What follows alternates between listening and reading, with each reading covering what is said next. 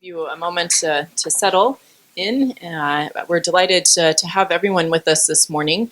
My name is Kate Almquist-Knopf, and I'm the director of the Africa Center for Strategic Studies. We're especially pleased this morning to be conducting a hybrid event of sorts. We have the distinct pleasure of conducting this roundtable discussion on African conflict management in times of change with a number of authors of a recent book that's come out that you'll hear more about shortly. At the same time, we're conducting our annual Senior Leaders Seminar. And so we have 50-some colleagues from Africa who are here with us for 2 weeks for our seminar program, and they've joined us this morning for our public discussion of African conflict management. In that light, we are doing simultaneous interpretation this morning. Colleagues are listening in French and Portuguese, and therefore we ask that anyone making an intervention, please use a mic. We are also recording, and for the interpreters to be able to pick up the conversation so that they can translate as we go. So with that, I'm going to turn over to our moderator, Pamela All, and we'll kick off our session. Welcome again. Thank you very much, Kate. My name is Pamela All. I am Senior Fellow at the International Center for Governance and CG, the Center for International Governance Innovation, CG, and also Senior Advisor to the U.S. Institute of Peace, and also co-editor of this book, which sort of forms the basis of our program today. This book is a product of a several-year study that CG is sponsoring on African conflict management capacity. And the purpose of the project is to look at the capacity both in the formal sector and in the more informal sectors, and to identify the needs for conflict management and to make recommendations about the gaps. So this is the first of 2 books from this project. And it really focuses mostly on peacekeeping and mediation, looking largely at official institutions that are charged with conflict management, although there's several chapters also on the role that non-governmental organizations play in the more formal peace and conflict areas. Besides looking at African capacity by itself, it also looks at the relationship between Africa and its partners in managing conflict. And that's a particular interest of my co-editor, Chester Crocker, who unfortunately could not be with us today.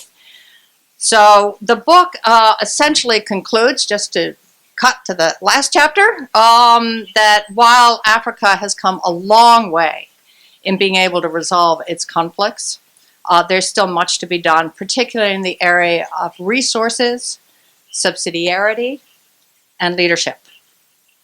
The second book, which is just starting out now, so I don't even have a flyer for it, will actually look at the more informal sector. It will look at the social environment that surrounds conflict and either impedes conflict management efforts or supports conflict management efforts. So in that book, we'll be looking at areas like education and justice and women's groups and youth groups, migration, urbanization.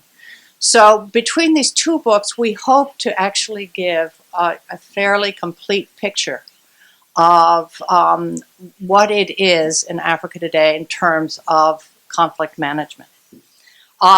Many of the book authors come from Africa. Many are Africans that are either teaching or in think tanks in Europe and the United States. And so we have really tried to bring in a diversity of voices into these books. And I must say, borrowing a line from Bill Zartman, who had his own book launched yesterday for another book, this is a great book. And it's not a great book because we edited it. It is a great book because of the authors that are in it.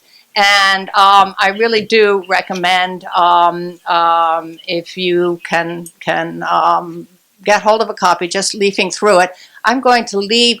Do you have a library at the center? I'm going to leave one available to be looked through. Yes. Good. I'll leave a book, and please do look through it. But we're lucky enough to have 3 of the authors with us this morning, and they are going to be talking about their insights and their recommendations based on their chapters. The first person that I'm going to introduce, and I'm going to introduce them in order of presentation. Well, the first person is sitting directly to my left. Raymond Gilpin is probably known to a large part of this room. So, Dean of the Academic Affairs here at ACSS, but he's a former colleague of mine from USIP, where he was the director of the Center for Sustainable Economies. And he has basically worked for every international bank that exists, World Bank, African Development Bank, and he's worked for the Central Bank of Sierra Leone. And he's also done a lot of publishing in the economic and security field and where they overlap. Bill Zartman, who is the furthest to my left, is at SAIS, the School for Advanced International Studies at Johns Hopkins University. He is the Blaustein Distinguished Professor Emeritus of International Organization and Conflict Resolution, and former director of the Conflict Management and African Studies program at SAIS. He has single-handedly made sure that African Studies is kept on the map of Washington. All through his career, he has done this, but he has also done this in the field of negotiation. He is as well known for his work on negotiation as he is for his work on Africa. I once tried to count the books that he had written on Africa and the books that he had written on negotiation, and I basically lost count. It's in the dozens and dozens. And he's going to actually be talking about mediation in Africa today, so marrying his two principal interests. Paul Williams, who is between Kate and Bill, is at George Washington University, where he is Associate Professor of International Affairs and Associate Director of the Security Studies MA program. He is also an associate of the International Peace Institute in New York, where he co-manages the Providing for Peacekeeping project. And has recently co-edited the Oxford Handbook for UN Peacekeeping Operations, and is expecting the second edition of War and Conflict in Africa to appear sometime this month. So his real field of expertise, as you can understand, is UN peacekeeping in Africa, and that's what he's going to be talking about today. And then we're very happy that Kate Almqvist Knopf, and I'm sorry if I say that in a slightly Swedish way, she and I share, I think, a Swedish heritage, so, who is the director of ACSS, that she has agreed to serve as discussant for the program. Many of you know her as well. She has had a long career at USAID, including as Assistant Administrator for Africa, but she has also worked for one of the premier conflict resolution organizations in the world, the Crisis Management Initiative, which is Marty Ahtisaari's organization. And she has worked for the state of Massachusetts, which many consider to be an independent part of the United States, and the and the humanitarian development NGO World Vision, so huge breadth of experience. And with that, I will turn to my left and to Raymond to start the program. Thank you very much, Pamela, and thank you all for being here this morning. Our task is just to tee up issues and leave a lot of time for interaction with all of you. And this morning I'll be talking a little bit about the chapter that I wrote, which was one of the introductory chapters to the volume, looking at the causes of conflict in Africa. I know we're all familiar with the many and diverse causes of conflict, the root causes, the proximate causes, the triggers, the drivers, etc. I'm going to spare you, and I'm going to spare you the list this morning. I'm going to talk just about one aspect of conflict, which I think is both central and fundamental in Africa, and that is legitimacy. In my chapter, I talk about 5 different types of legitimacy, but this morning I want to talk just about 3 types of legitimacy in Africa and describe how, in my view, this issue underpins a lot of the violent conflict we see across the African continent, and also partly explains the persistence of conflict over time. The first type of legitimacy that I like to talk about is what I call contested legitimacy.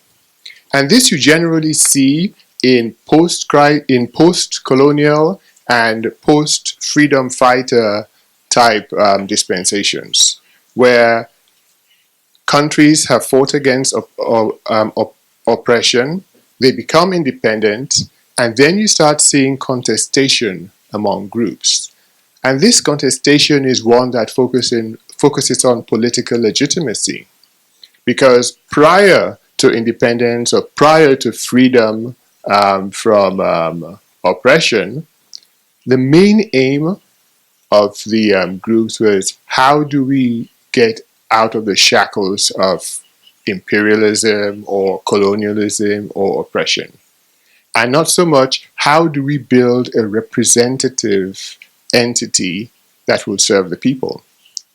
And so post-colonialism and post-freedom fighters, freedom fighter type dispensations, we see groups beginning to contest legitimacy as the country moves towards democratization. And various groups then exercise their democratic mandates and start voting and start questioning, why this group, what makes this group more legitimate than others. The second type of contestation I discussed is conferred legitimacy. And this is more geostrategic in nature. We've seen this in Africa during the Cold War, and more recently during the fight against extremism, where you have geostrategic reasons for regimes being viewed as being legitimate by one geostrategic bloc or the other. During the Cold War, it was the East versus the West. Now, more recently, with the fight against extremism, we're seeing them versus us. And what this ends up doing is regimes that happen to align with one particular trend of thought have legitimacy conferred upon them by that particular bloc. During the Cold War era, we saw a lot of odious regimes in Africa being viewed as legitimate by one side, either the East or the West, just because they aligned ideologically.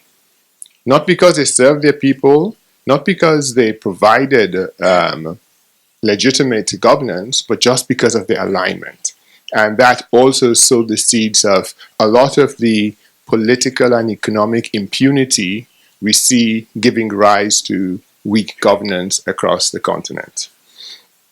The third type of legitimacy, which is more recent, is performance legitimacy, where regimes accept that democracy is inevitable and they find a way to rig the system.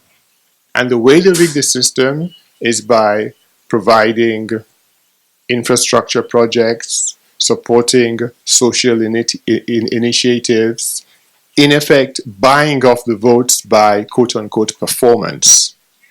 And in some cases, the performance could also be military or security in nature.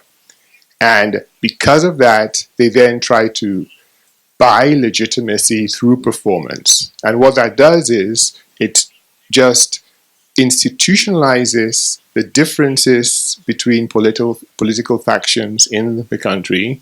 And we see a lot of these performance type events happening in areas that are sympathetic to the regime in place. And so it just makes the cleavages between the shades of political opinion not only wider but also deeper. What does all of this mean? It means that as we think about how to address conflict in Africa, we generally default to we need to build stronger states. We need more capable institutions.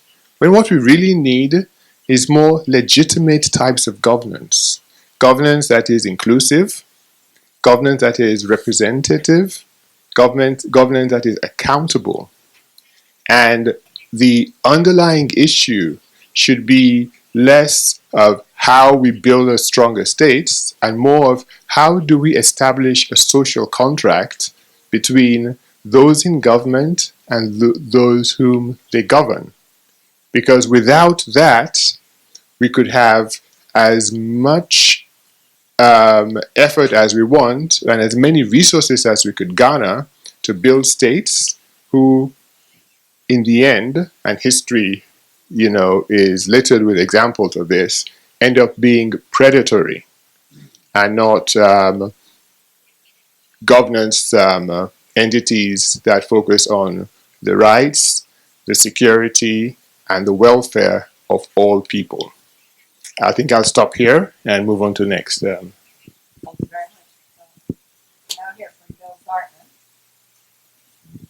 Do we have to talk this thing? Howdy, I'd like to talk about African conflict diplomacy. We often hear about, the picture that we get is that Africa is a continent that's riven with conflict. And that's what they always do, and we get a little turned off sometimes by watching all the strange things that are happening. But I think it's important to begin on the other foot by looking at the positive aspects of and the successes of African diplomacy among the states, and then by individual mediators and diplomats. And in its short time of independence, half a century, a little more, a little less, Africa has cleared the slate of major causes of interstate conflict. If you look at the international relations literature then on the causes of conflict, territory and ethnicity are the two greatest sources of interstate conflict. And Africa has, first of all, cleaned out pretty much the first element as a source of conflict. The African states have accepted their boundaries with which they were born, and every once in a while they will make adjustments in them. But for the most part, boundary disputes are off the table. Although we had a few boundary wars in the beginning, boundaries are not contested anymore. It took Latin America a century and more to achieve the same result, and Africa has done this same thing in a shorter period of time. The idea of secessionist areas, that is units that were not whole units at the time of independence has pretty much been taken care of, and within the rules that the OAU has set up and that the African states have agreed on. That is, that if units are to secede, they are to have been pre-established units under colonial rule. In other words, not national self-determination, but state or unit self-determination. And some of the early ideas, attempts at this, as in Biafra and in southern Zaire at the time, or I guess Congo before Zaire, were off the table, but other attempts have been accepted because they were not only national liberation movement sources, but also because they were colonial, their movements, their areas where the boundaries had been roughly established ahead of time, such as Eritrea and South Sudan. South Sudan was a separately governed unit in Sudan. And territorial conflicts have been pretty much eliminated, mainly because of cost, I guess. It's not worth the major effort that it would take to conquer somebody else's territory, and when you've got it, it's not worth having it. And so the idea that the world is struggling with at the present time, that territorial conquest is illegitimate, has been accepted within Africa. And yet there remain conflicts. And first of all, we should look at the architecture by which this has been achieved, and then take into account the type of conflicts that remain to challenge African states. And Africa operates diplomatically by a notion that they then borrowed the name from, of subsidiarity. That is, you handle the conflict at the lowest level and then keep on working upward, looking toward a mediator or a conflict manager of the last resort. Interesting case was the Addis Ababa agreements in '72, where the conflict was handled first of all by an NGO. That's the bottom of the ladder of subsidiarity, the African Council of Churches, All African Council of Churches, and then the OAU.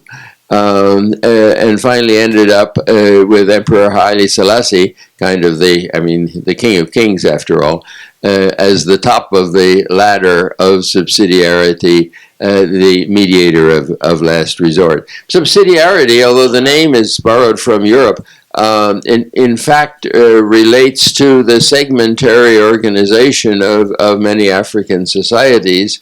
It was caught in this saying of myself against my brother and I against our cousins and I, my cousins and I against the outside world. So segmentarity is reflected in this in the conflict management structure architecture as subsidiarity. And there, the ladder goes from, if you want to start at the top, no, let's start at the bottom, where one should, by local attempts, even, I would emphasize, traditional conflict management methods, which I think should be brought into practice a lot more than they are at the local level, and even as a inspiration for international conflict management methods. There's a different spirit there of reconciliation and talking things out that we need to bring back into conflict management and resolution.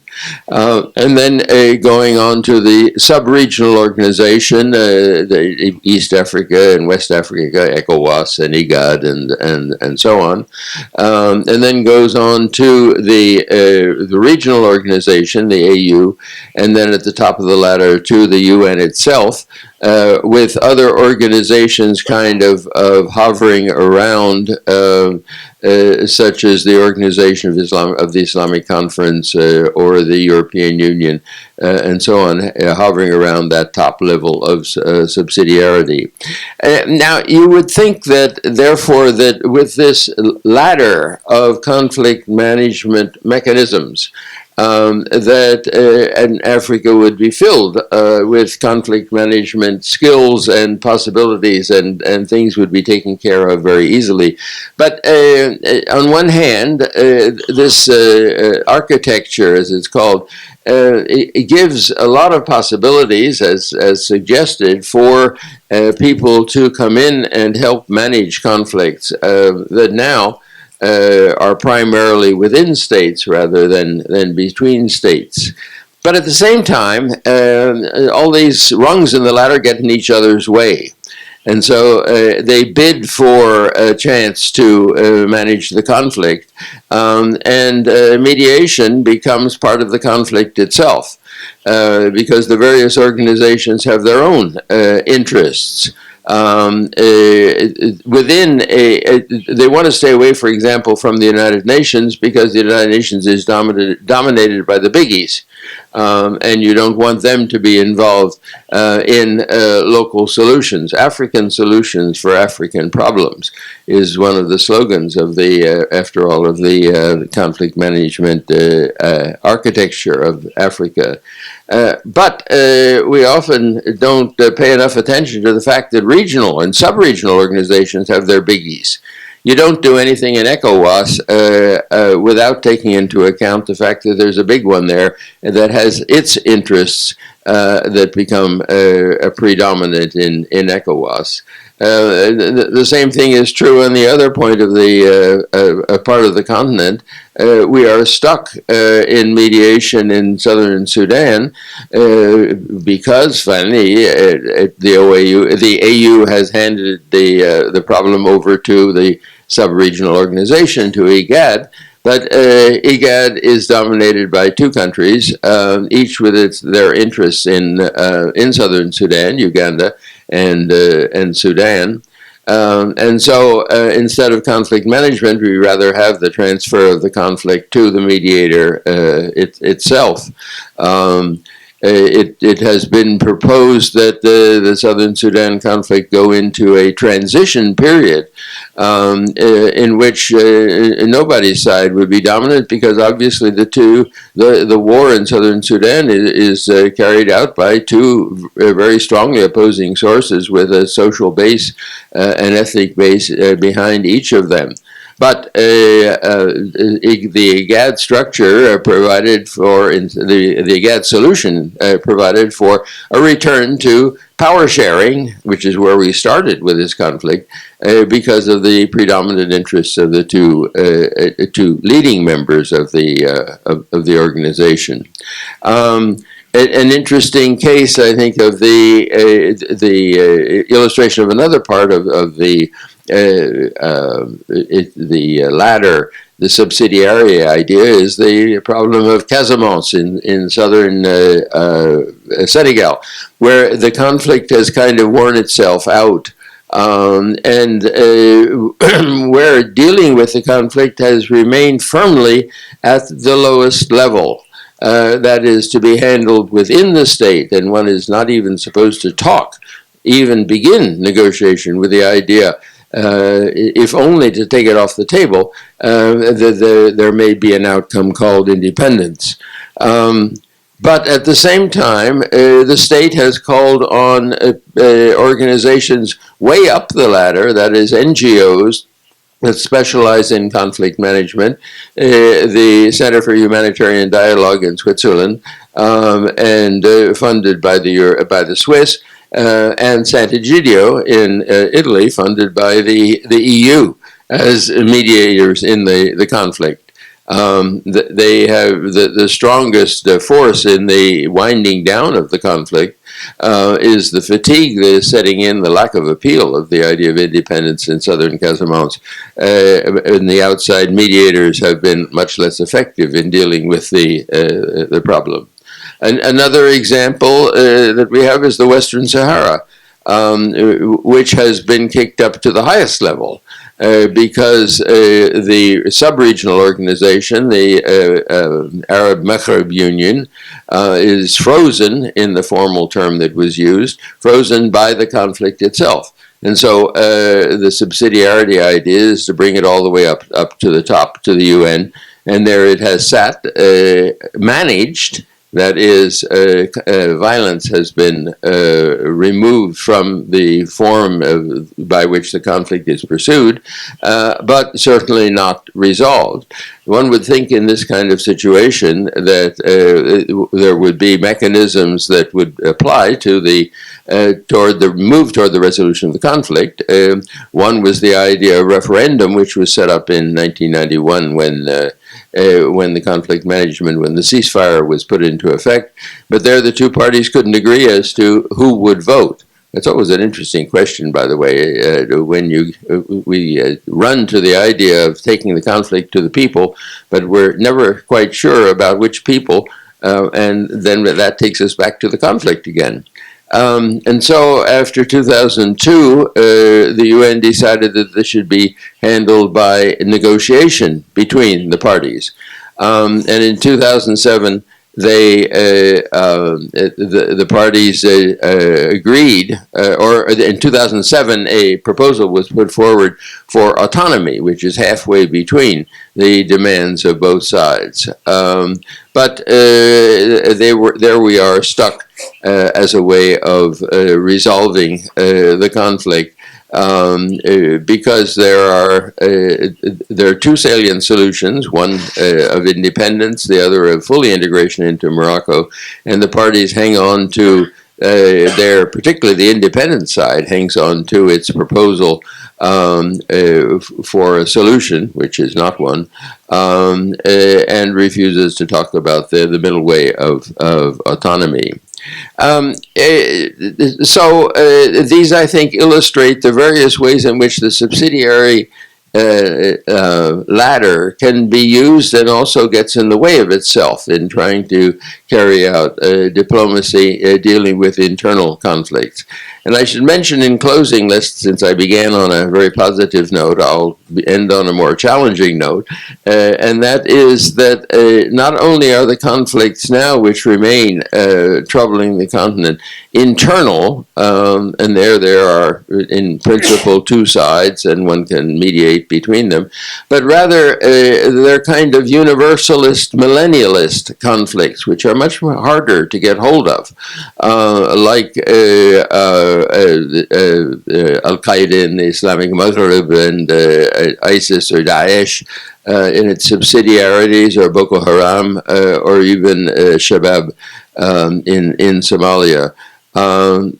In these cases, it's much harder to find a party to deal with, as well as a rung on the ladder of subsidiarity to handle them.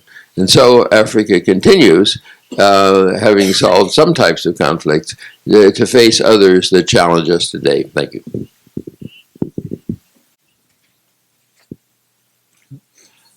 Thank you very much.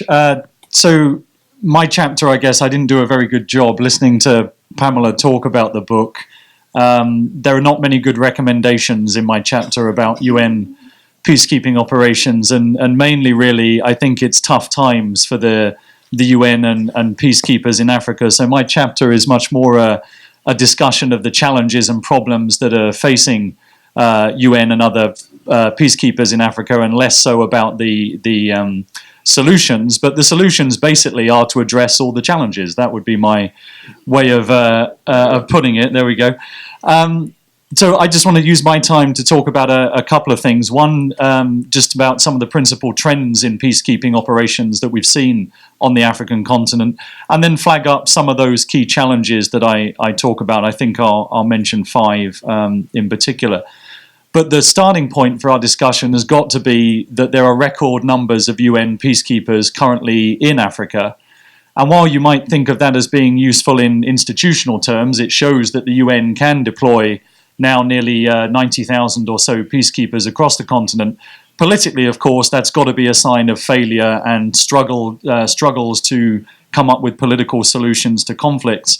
And building on what Raymond just said earlier, I mean, I think the major part of the problem that UN and other peacekeepers face is that they're working in parts of the continent where we are struggling to see these legitimate forms of governance come through. And that, I think, is the single biggest challenge. how to harness and link peacekeeping operations to viable strategies of conflict resolution and conflict management. We haven't always been very good at that, and as a result, many UN missions are stuck without a viable exit strategy from their theatre. So just to say a word about the principal trends before the challenges, I think there are two big issues. If we look at the trends in peacekeeping, and my chapter looked at this from really the post-Cold War period onwards, two big things I think are going on. Firstly is that although the UN is by far the single most important peacekeeping actor, if you measure it in terms of number of missions or number of peacekeepers deployed, the UN has done far more peacekeeping than anyone else. But the UN cannot and should not go it alone when it comes to Africa. And so the first principal trend is that what I call partnership peacekeeping has become the norm on the continent, particularly in the last sort of 16, 17 years or so. And what I mean by that is increasingly now we don't just work through one organization to deliver peace operations, but peace operations are about collaboration between different institutions and actors to deliver the best type of missions in a particular conflict zone.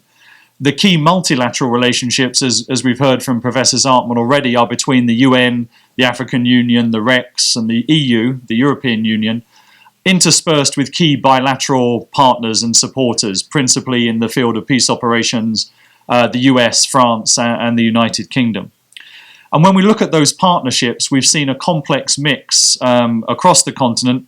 We've seen various UN assistance packages, for example, to the AU missions in Sudan and Somalia.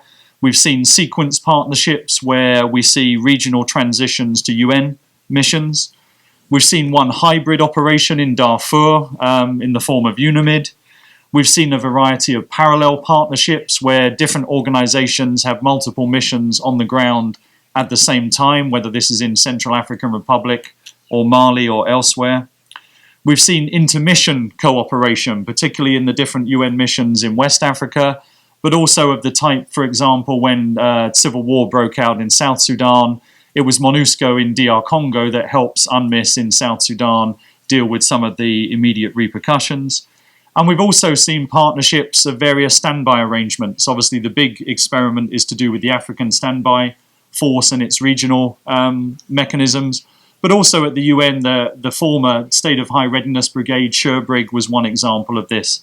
So we've seen a whole host of partnerships, and the challenge is to figure out which ones work best and how we can make those partnerships better. The second big trend on the continent for peacekeeping is that African states and African organizations are playing much bigger and more important roles than they used to previously. The AU has now authorized and deployed well over 40,000 soldiers, well over 4,000 police. It's struggled a lot more with its civilian peacekeepers, but this is a huge change of ambition, scope, tempo, and effort compared to the old days of the OAU, where we didn't even think deploying large peace operations was something the organization should do. So this has been a huge change in the last 15 years or so. But there's been a couple of caveats, and that relates to the key fact, I think, that if you look at the AU's 54 member states, it's really only been about a quarter of those countries that have deployed the vast majority of those peacekeepers. So if those are the trends, I just want to use the rest of my time to talk about some of the major challenges and headaches that have afflicted UN peace operations. The first is just the very difficult conflict dynamics of some of Africa's war zones, and I mean a couple of things here. Number one, I think peacekeepers increasingly face what I will call rejectionist groups. And what I mean by this is these are groups like you heard already, Al-Shabaab, Al-Qaeda in the Islamic Maghreb, Boko Haram. Rejectionist, I mean these are groups that reject the basic principles and rules of international humanitarian law, the laws of war. Including the basic distinction between combatants and non-combatants. The problem for the UN is that all the UN's rules and doctrine of peacekeeping are based on the idea that groups will, even if they don't always respect the laws, they will at least recognize as legitimate the laws of warfare and these basic distinctions. But increasingly, the UN is facing groups who don't. Second big part of the conflict dynamics is organized crime. More and more of the zones and areas of operations for UN missions have transnational organized criminal elements in the illicit world playing bigger and bigger roles. And to be frank, the UN's peacekeeping operations are just not geared up to analyze this type of activity or let alone deal with it. And third, this has led to the problem that the UN is increasingly delivering what it calls stabilization operations because it's not doing peacekeeping anymore. It's trying to stabilize ongoing war zones, but it's trying to do that without a doctrine of stabilization. And the second big challenge, I think, and it follows from that, is we're still having a debate about exactly what peace operations are for. What are the principal purposes of peace operations? What are the problems that peace operations are supposed to be able to fix? And crucially, what are the things that peace operations cannot fix?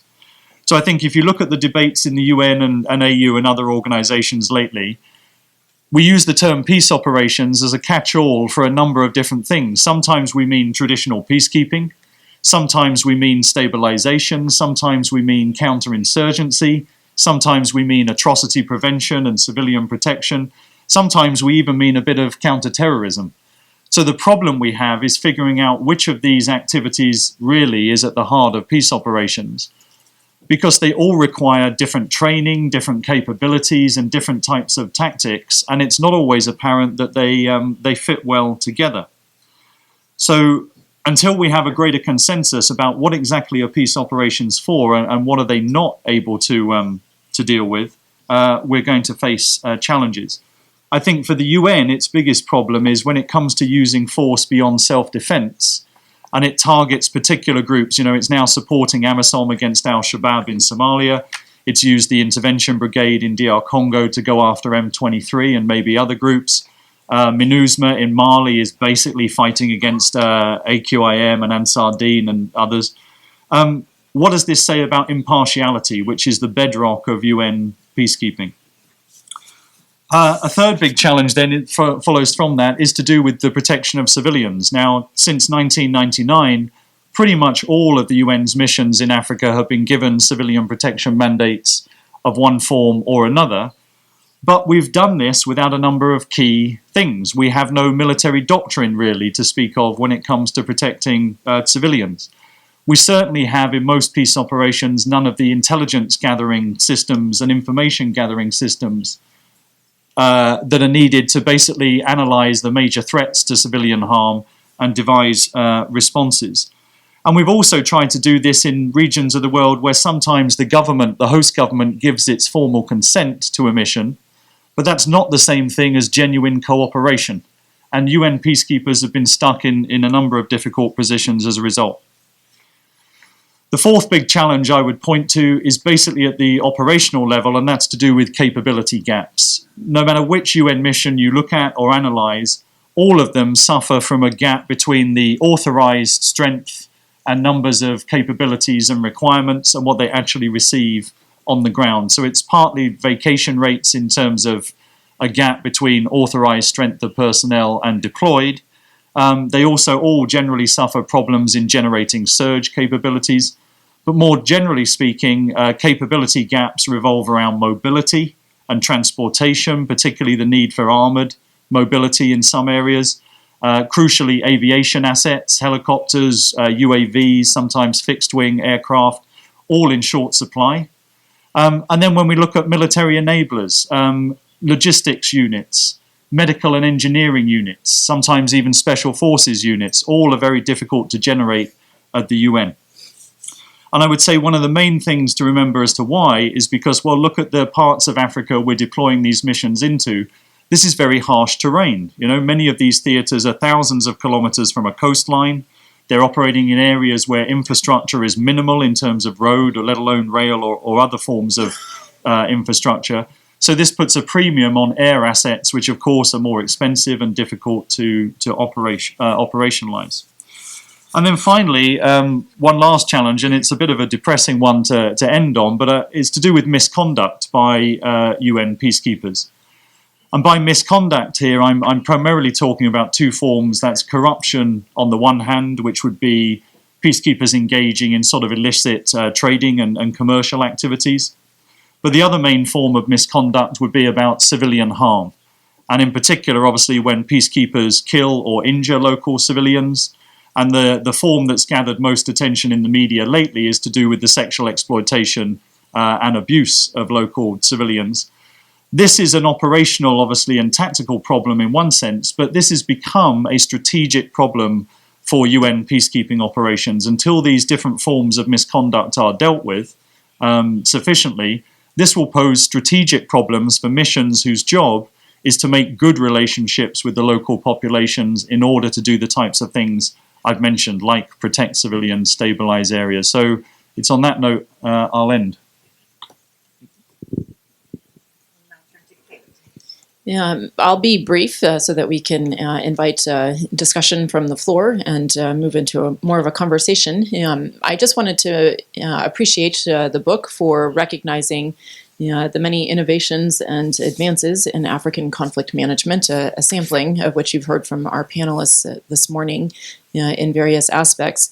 And maybe to draw our attention to a key question that I think comes across the presentations this morning and when you have a chance to look at the book in more detail, which is, are we getting better at managing conflicts, but not necessarily at resolving conflicts? And as we have been reflecting together in our senior leaders seminar about the changing dynamics and nature of conflict and violence on the continent, we are struck, and we have heard this morning about how much it is internal, how much it's transnational, and how much it's increasingly irregular forms of violence and conflict. And our tools may or may not be keeping pace with these changes in the nature of violence and conflict. And they may or may not be addressing the most fundamental question, which Dr. Gilpin alluded or pointed out, which is the political legitimacy behind the state-society relationship in Africa. And so I would be curious to hear both from the floor as well as from our panelists some further comments about how do we get at the long-term challenge of resolving conflicts, ending the cycles of violence that are taking place in Africa, moving to nonviolent forms of political contestation and resolving distribution of wealth and resources and providing services on an inclusive and accountable and transparent basis going forward. How do we get out of some of these frozen conflicts that we have managed now for quite a long time? And where do we really challenge ourselves? The book points out that getting the diagnosis correct is a fundamental starting point to aligning the remedies that we have between African conflict management tools and international conflict management tools, figuring out the cocktail mix, so to speak, across the levels of subsidiarity and the different forms of political and military tools that we have is important, but even more so is how do we arrive at the normative consensus behind the will to act and to prioritize the long-term political solution and the challenge of legitimacy versus the short-term imperative to stop the violence and to end human suffering. And I think so often we find ourselves in situations, much as we are in South Sudan, where the imperative is on stopping the violence.